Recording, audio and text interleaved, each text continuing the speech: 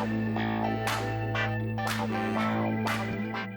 everybody, JSquared John Jeremy here. Let's get right into it with some Q&A.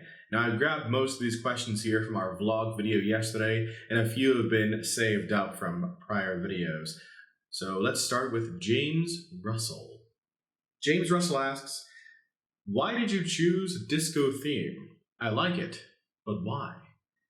Well, truthfully, James, I didn't choose a disco theme. I asked the designing team to come up with something that was 70s, 80s-esque with the color palette of blue and purple. I really wanted that color scheme specifically. I was more concerned about that than anything else, at least at first.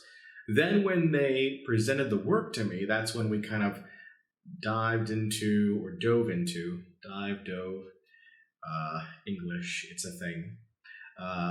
We went into the specifics on how best to, build up the graphics for the channel. And the end result is what you see today. Super appreciative to the team over at Tactical Lion. And yeah, I thoroughly enjoy it. I think they look great. And more to come on that. Absolutely. Question 2 comes from Peter. Peter asks, what games have you been enjoying on your break? If you've had a break at all. Well, Peter, truthfully, not too many games. Honestly, most of my time was spent working primarily. Any time that I did have that I spent toward games, I play primarily PlayerUnknown's Battlegrounds. I play with a friend, a colleague here on YouTube, SKS Plays, and a few of his friends, and mine now as well. And we have good times playing some PUBG. I'm not the best at the game, as I will readily admit, and so will SKS. But we have some fun. Every now and again we get a win, and it's all the better for it. But other than that, I don't really have much time for, or didn't at least have much time for much else. Things have changed now, thankfully enough, and I'm looking forward to going through my backlog of games. I have a ton of games I want to play, and now the hard part for me is figuring out what games can I play and what games can I play and record for the channel. There's 2 different categories there, and you wouldn't think so, but there truly are, and that's dependent on viewership, and that's also dependent on YouTube itself. I mean, the days of being able to simply put out a video and have no issues with it are long gone here on YouTube. I mean, between the first and second adpocalypse and now all the stringent advertiser-friendly requirements for videos, it's difficult for a gaming channel to get off the ground these days. I'm actually quite surprised by how difficult it is. You would think that it would be something that you would want to cater viewership towards, because gaming, I feel, is a huge medium to garner attention long term. And the reason I think that is because there's so many different stories that games can tell, and there's so many different ways that story can be told by those who are playing it. That's one of the reasons why I love Crusader Kings so much, is that every time I play that particular game, I know the story is going to be different. Regardless of who I'm playing, when I'm playing, and the tactics that I'm using, I know the story is going to be different because of the way that story is told in that game, and the way I tell the story to you, the viewer. So I'm trying to find more games that allow me to do that. And if you have suggestions, I am more than happy to hear them. Next question comes from Honey Badger. Honey Badger asks, what kind of CK2 DLC do you think is the best in content and enjoyability? He also asks, what type of CK2 government do you like the most? I'm a really bad person to ask about CK2 DLC. I'll be completely honest. When CK2 DLC comes out, I buy it. It's I don't know anymore what it would be like to not have that DLC and those expansion packs. It's like when you're a free-to-play player on an MMO and you become a subscriber, or when you become a lifetime subscriber. There's a difference, in the game, and you forget what it's like to go back to square one. Case in point is Star Trek Online. I've been a lifetime subscriber to Star Trek Online since the game was in beta back in, 2009? I don't know what it's like for a free-to-play player. Usually when I play SWTOR, I'm playing as a subscriber there as well. I wish they offered lifetime subscriptions in SWTOR. I would definitely buy one. ESO as well. So when I play a game, I don't like to be restricted. That's why I usually spend the money to pay the membership, at least for 1 month, just to try it out and test it.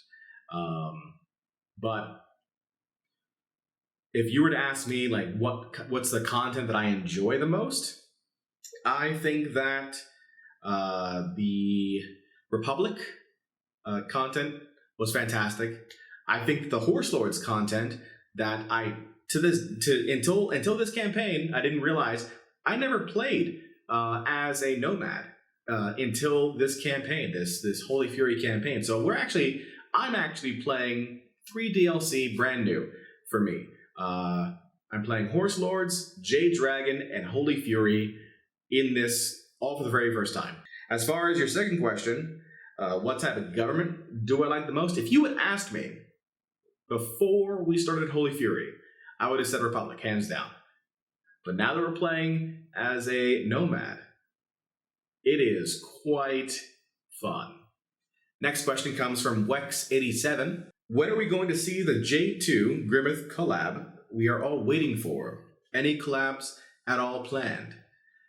Really, what it comes down to with any collab is scheduling and timing. And with me right now, at least, for the past several years, it has been rough as far as scheduling goes. My schedule is not steady. It's not a static schedule. It does shift. It does change. And I frequently move on top of that. Would I like to do one? Absolutely. I'd love to do a collab. I've done collabs with SKS for one, Old Dragon I've done 2, I think, Grim obviously, and I'd love to do more. It's just a matter of timing for me, and it's rough. And I totally understand from the other's perspective as well that it's because I'm not there. It doesn't make sense for them to want to do it either, for that matter. So no is the answer to your question for the short term. Will that change? I hope so. I certainly do, especially with the changes in the schedule that I've made. But there's no real answer there in the affirmative just yet. Next question comes from Sean Hopkins. Sean Hopkins asks, if you could be in command of any starship from sci-fi, what would it be and why? Oh boy, that is a question, Sean. That is absolutely a question. If I couldn't have the Enterprise, I'd have the Andromeda Ascendant. This is also a Gene Roddenberry, I guess based off of the notes of Gene Roddenberry, but the show Andromeda was starring Kevin Sorbo, who starred in Hercules back in the 90s. And they made a show called Andromeda, and he was a sci-fi captain, and he was frozen in time for hundreds of years due to the betrayal of his best friend. And then, he's woken up and he finds that the government that he was a part of has collapsed, and he wants to rebuild it from the ground up. And his ship, the Andromeda Ascendant, is the best ship in the galaxy by far, with a self-aware AI who basically is his partner. That sounds cool. I want that. Definitely. Now, the struggle that they go through, separate thing altogether. But if I could have that ship, I'd be okay with that. I'd definitely be okay with that. next question and final question for this video comes from Wellesley Wimmer. Have you ever thought about role-playing your way through Skyrim?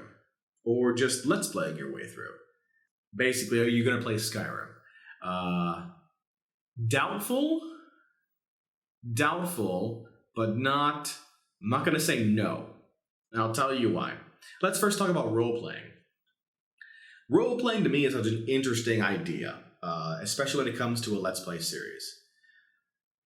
The problem, if there's going to be one problem with role-playing, is that it's so hard to grab the attention of a new viewer when you're role-playing in a series, unless they're willing to make the commitment to start from scratch, to start from the very first episode. And many people aren't willing to do that. I mean, think about the time commitment that would take to watch a role-played series of Skyrim from the beginning.